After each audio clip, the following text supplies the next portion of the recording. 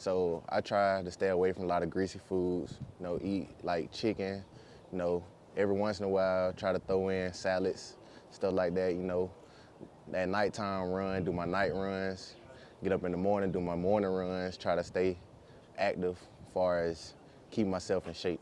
The health concerns me and my family have on my dad's side is heart murmurs, high blood pressure, and I have a heart murmur now. So what I do to manage that is stay in shape. Try not to eat so much salt on my food, stuff like that. Calories, keep my calories down. So it's like a small hole in your heart. It's like the size of the top of a pin. And basically it make you have an irregular heartbeat. When I was in high school, I used to go to my cardiologist, but that was about it. My name is Zamir and I choose to be included.